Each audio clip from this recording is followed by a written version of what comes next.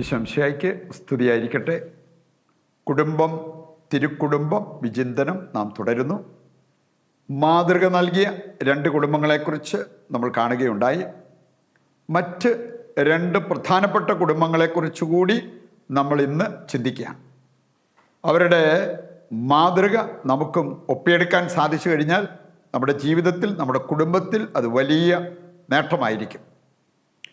ഒന്നാമത്തെ കുടുംബം നവോമിയുടെ കുടുംബം. നമുക്ക് റൂത്തിൻ്റെ പുസ്തകം 1-ാം അധ്യായം എടുക്കുമ്പോൾ ഒരു വിവരണം അവിടെ ലഭിക്കുന്നുണ്ട്.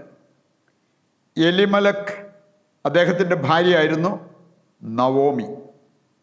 അവർ യൂദയായിൽ നിന്നും മോവാബിലേക്ക് മാറി താമസിച്ചവരാണ്.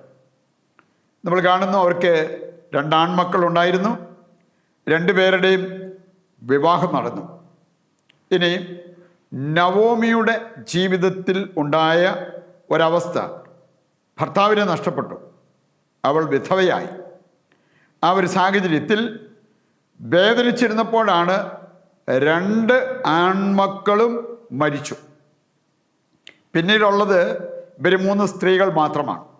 പറയുകൊണ്ട് അവർക്ക് ഭർത്താവിനെ നഷ്ടമായി, അതുപോലെ തന്നെ 2 ആൺമക്കളെയും നഷ്ടമായി. പിന്നീടുള്ളത് 2 മരുമക്കൾ. അങ്ങനെ ഇവർ 3 സ്ത്രീകൾ മാത്രം.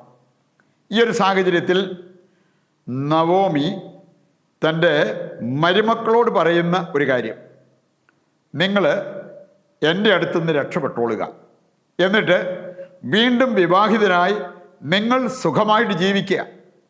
എനിക്കിങ്ങനെ ഒരവസ്ഥ, വേദനാജനകമായ ഒരവസ്ഥ വന്നിരിക്കുന്നു. ഇനി നിങ്ങളെങ്കിലും രക്ഷപ്പെട്ടുകൊള്ളുക. എന്ത് വിശാലമായി ചിന്തിച്ച, നിസ്വാർത്ഥമായി ചിന്തിച്ച ഒരു വ്യക്തിയാണ് നവോമി എന്നിവിടെ നമുക്ക് മനസ്സിലാക്കാനായിട്ട് സാധിക്കും. ഇനി അങ്ങനെ ഒരു റിക്വസ്റ്റ് വന്നപ്പോൾ ഇവരുടെ 2 പുത്രന്മാർ മഹലോൺ, കിലിയോൺ എന്നിവരുടെ ഭാര്യമാരാണ് പിന്നീട് ഇവരോടൊപ്പം ഉണ്ടായിരുന്നത്. മൂത്ത മകൻ്റെ ഭാര്യയാണ് ഓർഫ. അവള് അമ്മ ഇങ്ങനെ പറഞ്ഞു കഴിഞ്ഞപ്പോൾ അമ്മയെ ചുംബിച്ച് അവൾ അവിടെ നിന്നും രക്ഷപ്പെട്ടു പോകുന്നത് കാണാൻ പറ്റും. 2ാമത്തെ മരുമകളാണ് റൂത്ത്. റൂത്ത് സൂചിപ്പിച്ചൊരു കാര്യം, അതാണ് നമുക്ക് മാതൃകയായിട്ട് എടുക്കാവുന്നത്. റൂത്ത് അമ്മയോട് പറഞ്ഞൊരു കാര്യം, അമ്മേ, ഈ ഒരു കാര്യം മാത്രം എന്നോട് പറയരുത്. ഈ അവസ്ഥയിൽ അമ്മയെ കണ്ടിട്ട്, അമ്മയുടെ വേദനയിൽ അമ്മയെ വിട്ടിട്ട് ഞാൻ രക്ഷപ്പെട്ടു പോവുക, അങ്ങനെ ഒരു കാര്യം മാത്രം എന്നോട് പറയരുത്. അമ്മ വസിക്കുന്നിടത്ത് ഞാൻ വസിക്കും. അമ്മ മരിക്കുന്നിടത്തും അടക്കപ്പെടുന്നിടത്തും എനിക്ക് മരിച്ച് അടക്കപ്പെട്ടാൽ മതി. അങ്ങനെ ആ വേദനാജനകമായ അവസ്ഥയിൽ അമ്മയോട് ഒട്ടി നിൽക്കുന്ന റൂത്തിനെ നമുക്ക് കാണാൻ പറ്റും.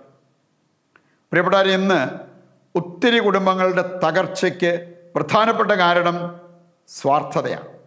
എൻ്റെ കാര്യം, എൻ്റെ സുഖം, മറ്റുള്ളവർക്ക് എന്ത് സംഭവിക്കുന്നു അതെനിക്കൊരു പ്രശ്നമല്ല. ഇനി മറ്റുള്ളവർക്ക് എന്തെങ്കിലും ഒരു പ്രശ്നം, പ്രയാസം, നഷ്ടം വന്നാൽ അത് അവരുടെ വിധി, അല്ലെങ്കിൽ അവരുടെ പാപം കൊണ്ട്, വീഴ്ച കൊണ്ട് സംഭവിച്ച കാര്യം, അങ്ങനെയൊക്കെ ചിന്തിച്ച് അവരിൽ നിന്നും രക്ഷപ്പെടാൻ നോക്കുന്ന വ്യക്തികളെ നാം കണ്ടെന്ന് വരും. സ്വന്തം മാതാപിതാക്കളാണെങ്കിലും ഭാരമാകുമെന്ന് കണ്ടാൽ എങ്ങനെയെങ്കിലും അവിടെ നിന്ന് രക്ഷപ്പെടാൻ നോക്കുന്ന മക്കളെ പോലും കാണാൻ പറ്റും. അതിൽ നിന്നെല്ലാം വ്യത്യസ്തമായിട്ട് നിസ്വാർത്ഥമായിട്ട് ചിന്തിച്ച ഒരു വ്യക്തിയായിട്ട് റൂത്തിനെ നമ്മളിവിടെ കാണുന്നുണ്ട്. 2 കൊറിന്തോസ് 11-ാം അധ്യായം 29-ാമത്തെ വചനത്തിൽ ഏതാണ്ട് ഇതുപോലെ റൂത്തിൻ്റെ മനോഭാവത്തിൽ സംസാരിക്കുന്ന പൗലോസിനെ കാണാൻ പറ്റും.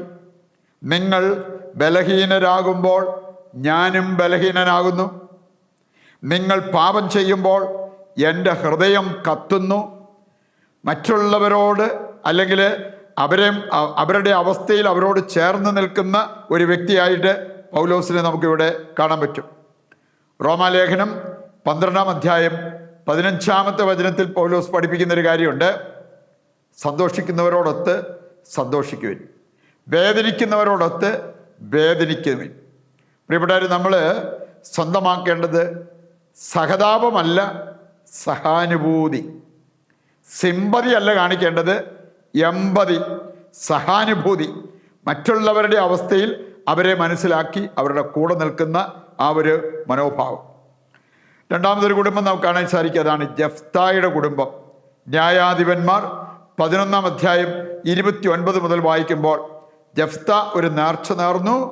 അതനുസരിച്ച് യുദ്ധത്തിൽ അവന് വിജയമുണ്ടായി. പക്ഷെ ആ നേർച്ച നിറവേറ്റാൻ അവൻ വലിയ വില കൊടുക്കേണ്ടി വന്നു. അവന് ആണും പെണ്ണുമായിട്ട് ഒരു മകളെ ഉണ്ടായിരുന്നുള്ളൂ. ആ മകളെ ബലി കഴിക്കേണ്ട ഒരു രംഗം അവിടെ ഉയർന്നു വരുന്നത് കാണാൻ പറ്റും. പക്ഷെ നമ്മൾ കാണുന്നു, അപ്പനും മകളും ഒരുപോലെ പറഞ്ഞൊരു കാര്യം, നേർച്ച നേർന്നാൽ ആ നേർച്ച നിറവേറ്റണം. സഭാപ്രസംഗൻ 5-ാം അധ്യായം 4 മുതൽ വായിക്കുമ്പോൾ അവിടെ പറഞ്ഞിട്ടുണ്ട്, നേർന്നിട്ട് നിറവേറ്റാതിരിക്കുന്നതിനേക്കാൾ നേരാതിരിക്കുന്നതാണ് ഭേദം.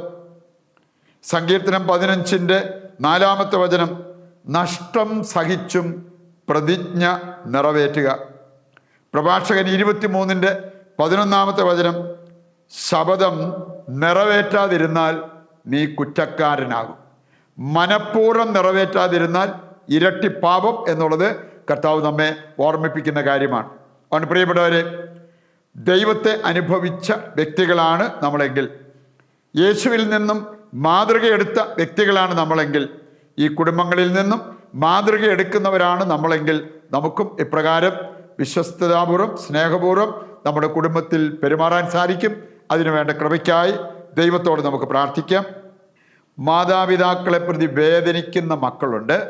അവരുടെ നിയോഗമാണ് ദൈവകരങ്ങളിൽ നമ്മളിപ്പോൾ സമർപ്പിച്ച് കുടുംബ പ്രതിഷ്ഠ നടത്തുന്നത്. ഇന്നത്തെ നമ്മുടെ എല്ലാ ആവശ്യങ്ങളും ഇന്നത്തെ പ്രാർത്ഥനാ നിയോഗങ്ങളും യേശുവിൻ്റെ തിരുഹൃദയത്തിൽ പ്രതിഷ്ഠിച്ച് നമുക്കിപ്പോൾ കുടുംബ പ്രതിഷ്ഠയിൽ പങ്കുചേരാം. ഈശോയുടെ തിരുഹൃദയമേ, ഞങ്ങളെയും ഞങ്ങളുടെ കുടുംബത്തെയും ഞങ്ങൾ അങ്ങേക്ക് പ്രതിഷ്ഠിക്കുന്നു. ഞങ്ങളുടെ കുടുംബത്തിൽ അങ്ങ് രാജാവായി വാഴണമേ. അങ്ങയുടെ തിരുരക്തത്താൽ ഞങ്ങളെ മുദ്ര ചെയ്യണമേ. ഞങ്ങളുടെ എല്ലാ ഉദ്യമങ്ങളെയും ആശീർവദിക്കുകയും എല്ലാ വിപത്തുകളിൽ നിന്നും ഞങ്ങളെ സംരക്ഷിക്കുകയും ചെയ്യണമേ. ഞങ്ങളുടെ പാപങ്ങൾ ക്ഷമിക്കുകയും മേലിൽ പാപം ചെയ്യാതിരിക്കാൻ ഞങ്ങളെ സഹായിക്കുകയും ചെയ്യണമേ. ഞങ്ങളുടെ കുടുംബത്തെ തിരുക്കുടുംബത്തിൻ്റെ സാദൃശ്യത്തിൽ രൂപപ്പെടുത്തണമേ. മറിയത്തിൻ്റെ വിമല ഹൃദയവും മാറി യൗസേപ്പ് പിതാവും ഞങ്ങളുടെ പ്രതിഷ്ഠ അങ്ങേക്ക് സമർപ്പിക്കുകയും ജീവിതകാലം മുഴുവൻ ഇതിൻ്റെ സജീവ സ്മരണ ഞങ്ങളിൽ നിലനിർത്തുകയും ചെയ്യട്ടെ. ഈശോയുടെ തിരുഹൃദയമേ, ഞങ്ങളെ അനുഗ്രഹിക്കണമേ. വിശുദ്ധ മർഗരീത്ത മറിയമേ, ഞങ്ങൾക്ക് വേണ്ടി അപേക്ഷിക്കണമേ.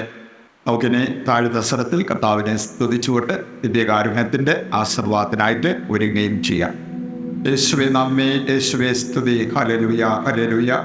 കർത്താവേ, ഞങ്ങളെയും ഞങ്ങളുടെ കുടുംബത്തെയും ലോകമാസകലമുള്ള എല്ലാ കുടുംബങ്ങളെയും അങ്ങയുടെ തിരുഹൃദയത്തിലും പരിശുദ്ധ അമ്മയുടെ വിമല ഹൃദയത്തിലും ഞങ്ങൾ പ്രതിഷ്ഠിക്കുന്നു.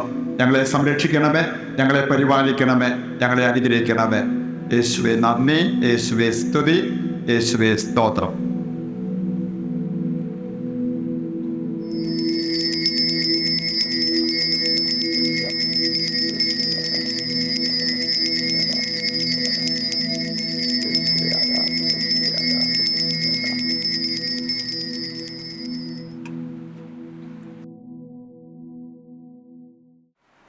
ഈശോയ്ക്ക് സ്തുതിയായിരിക്കട്ടെ. ദൈവം നിങ്ങളെ സമർത്ഥമായി അനുഗ്രഹിക്കട്ടെ.